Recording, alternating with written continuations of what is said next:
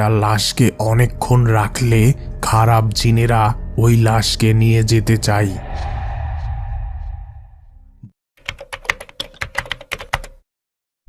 মারুফ তখন তার এইচএসসি পরীক্ষার প্রস্তুতি নিচ্ছিল। একদিন সে ও তার দুই বন্ধু মহিম ও সোহাগ সিদ্ধান্ত নিল তাদের পরীক্ষা শেষে তারা কোথাও বেড়াতে যাবে। তো স্থান ঠিক হলো সোহাগের নানার বাড়ি। তো যথারীতি তাদের পরীক্ষা শেষ হলে তারা একটি বাসে করে সোহাগের নানার বাড়ির উদ্দেশ্যে রওনা দিল। সন্ধ্যার পর বাস থেকে নেমে একটি টোটোতে করে পৌঁছে যায় সোহাগের নানার বাড়ি। সকলে খুব ক্লান্ত থাকায় অল্প কিছু খাবার খেয়ে তারা দ্রুত ঘুমিয়ে যায়। পরদিন হঠাৎ সোহাগের খালা ভীষণ অসুস্থ হয়ে যায় এবং তাকে হাসপাতালে ভর্তি করা হয়। ওই দিন বিকেলের পর মারুফ একা একা বেশ কিছুটা দূরের একটি দোকানে যেয়ে সিগারেট ও চা খাওয়া শুরু করে। কিছু সময় পর তার ফোনটি বেজে উঠল। সোহাগ ফোন করেছে। এই শোন, আমরা বেশ কিছুটা দূরে ঘুরতে যাচ্ছি। তুই আমাদের সাথে যেতে চাইলে দ্রুত বাড়ি চলে আস। না, এই সন্ধ্যায় কোথাও যেতে ইচ্ছে করছে না, তোরা চলে যা। এরপর মারুফ ওই চায়ের দোকানে আরো কিছু সময় অবস্থান করে। এরপর সে অন্ধকারে বাড়ির দিকে একা একা রওনা দেয়। বেশ কিছু সময় হাঁটার পর সে বাড়ি পৌঁছে যায়, কিন্তু বাড়ির অবস্থা দেখে সে বেশ অবাক হয়। বাড়িটি সম্পূর্ণ অন্ধকার, কোথাও কোনো বাতি জ্বলছে না। মারুফ তখন দ্রুত সোহাগকে ফোন করল। কিরে, সারা বাড়ি অন্ধকার, বাসায় কেউ নেই নাকি? আরে হ্যাঁ, আমরা এখন হাসপাতালে। আমার খালার খুব খারাপ অবস্থা, কি হবে বলা যাচ্ছে না। তুই একটু একা বাসায় থাক, আমাদের আসতে কিছুটা রাত হবে। এই রাতের বেলা একা এই বাসায় থাকতে হবে ভেবে মারুফের মনে কিছুটা ভয়ের সঞ্চার হলো। এবার সে ঘরে যেয়ে পরিষ্কার হতে ওয়াশরুমে গেল। পরিষ্কার হয়ে এসে সে বিছানায় শুয়ে ফোন চালাতে লাগলো। এভাবে কখন যেন রাত 12টা বেজে গেল।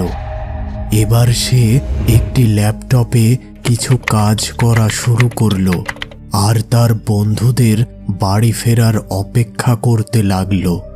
এভাবে রাত প্রায় 2টা বেজে গেল।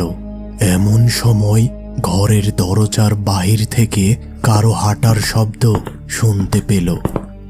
প্রথমে সে ওই শব্দটিকে বেশি পাত্তা দিল না। এবার বাহিরে দৌড়াদৌড়ির শব্দ শুনতে পেল, আর সাথে সাথে তার মনে পড়ল সে এই বাসায় একেবারে একা। তাহলে কে বাহির থেকে এই শব্দ করছে? সে দ্রুত দরজা খুলে দেখল, কিন্তু কাউকেই দেখতে পেল না। সে ভীষণ অবাক হলো। এবার পাশের ঘর থেকে একটি চেয়ার ফেলার শব্দ শুনতে পেল। এবার সে ভীষণ ভয় পেল এবং দ্রুত তার ঘরের দরজা আটকে দিল। বিছানায় বসে সে ভাবতে লাগলো ওই শব্দটি হয়তো তার মনের ভুল। এমন সময় বাহির থেকে কিছু কুকুরের কান্নার শব্দ শুনতে পেল। মারুফ ভীষণ ভয় পেল। সে দ্রুত বিছানায় শুয়ে ঘুমানোর চেষ্টা করল। এমন সময় ঘরের জানালায় সোহাগের খালার মতো একজন মহিলা এসে বলল, মারুফ, তুমি একটু বাহিরে আসো।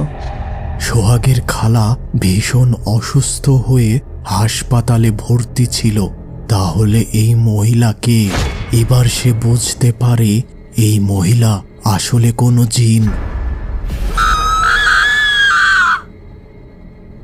সোহাগের খালার বেশে কোনো জিন তাকে ডাকছে। সে ওই সময় ভীষণ ভয়ে অজ্ঞান হয়ে যায়। সকালে দরজায় ভীষণ কড়া নাড়ার শব্দে ঘুম ভাঙে মারুফের। দ্রুত সে দরজা খুলে দেয়। কিরে, ঘুম ভাঙতে এত দেরি হলো কেন? আর একটা দুঃসংবাদ আছে, আমার খালা গত রাতে হাসপাতালে মারা গেছে। মারুফ ভীষণ হকচকিয়ে যায় এবং গত রাতের ভৌতিক অভিজ্ঞতার কথা তাদের জানায়। এসব শুনে সোহাগ ও মহিম ভীষণ ভয় পায়। এবার তারা সামান্য কিছু সকালের নাস্তা করে সোহাগের মৃত খালার বাড়ির উদ্দেশ্যে রওনা দিল। খালার বাড়ি পৌঁছে তারা যে কথা শুনল তাতে তারা বেশ অবাক হলো।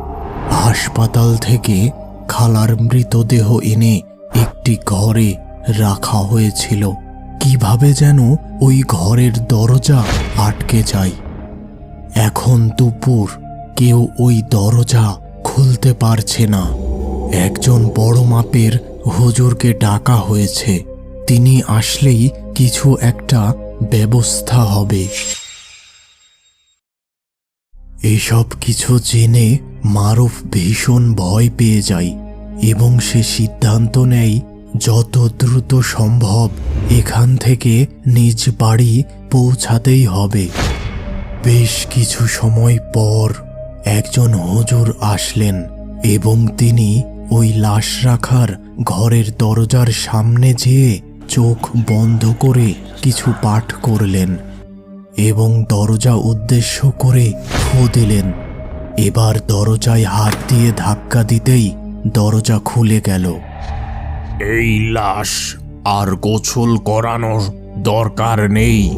যত দ্রুত সম্ভব জানাজার নামাজ পড়িয়ে এর কবর দেওয়ার ব্যবস্থা করো।